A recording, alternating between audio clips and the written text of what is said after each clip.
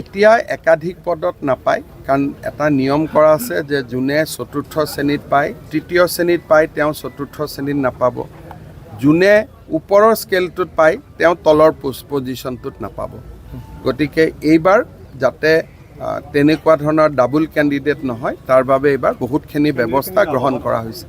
এইবাৰ কেণ্ডিডেট লাভ হয়, নহ'লে 1-1.5 হাজাৰ ল'ৰা ছোৱালীয়ে ডাবল পায়। এইবাৰ আমি এটা ঠিক কৰিছোঁ, আৰু লাষ্টত কোনোবাই যদি ডাবল পায়, আমি আৰু এটা চিন্তা কৰি আছোঁ যে একেটা পোষ্টত দুটা হ'লে লটাৰী দি এটা কৰি দিম। যেতিয়া বহি নিৰীক্ষণ হ'ব, তেতিয়া অসমৰ 6জন বা 7জন শিক্ষাবিদ এক্সটাৰ্নেল ইভালুৱেটৰ হিচাপে তাত উপস্থিত থাকিব, যাতে বহীত কোনো, এতিয়াতো বহী চিল পেক আছে, চিলৰ প্ৰথমবাৰৰ বাবে হ'ব নেকি ছাৰ? যোৱাবাৰো আমি কৰিছোঁ, অইন ঠাইত কৰা দেখা নাযায়। ভাৰতৰ অইন ঠাইত নাই, ভাৰতৰ অইন ঠাইতটো লুকাই লুকাই কৰে। আজি এতিয়া মোক ইমান দিনে কংগ্ৰেছে সমালোচনা কৰিছিল ইণ্টাৰনেট বন্ধ কিয় কৰিছে। আজি ঝাৰখণ্ডত কংগ্ৰেছ চৰকাৰে পৰীক্ষা পাতিছে, আজি তেওঁলোকে অসমৰ পৰা শিকি ইণ্টাৰনেটটো বন্ধ কৰি দিছে। যোৱাকালিলৈকে যি কংগ্ৰেছ দলে সমালোচনা কৰি আছিল ইণ্টাৰনেট কিয় বন্ধ কৰিছে, আজি ঝাৰখণ্ডত কংগ্ৰেছ চৰকাৰে অসমৰ পৰা শিকি পৰীক্ষা হৈ থকা সময়ছোৱাত ইণ্টাৰনেট বন্ধ কৰিছে। তাৰমানে অসমে আজি দেশক ৰাস্তা দেখুৱাই আছে।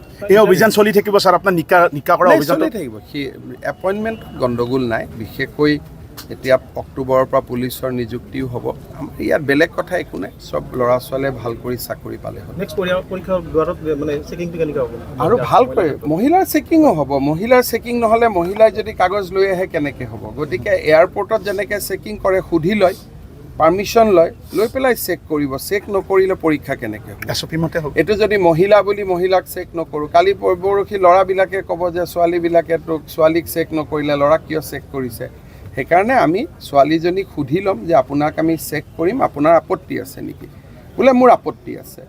আপত্তি যদি আছে তেতিয়াহ'লে তেওঁক আমি বেলেগ ৰুমত বহি পৰীক্ষা দিব দিম, আৰু তাত আমি ইনভেজিলেটৰ বেছি ল'ম।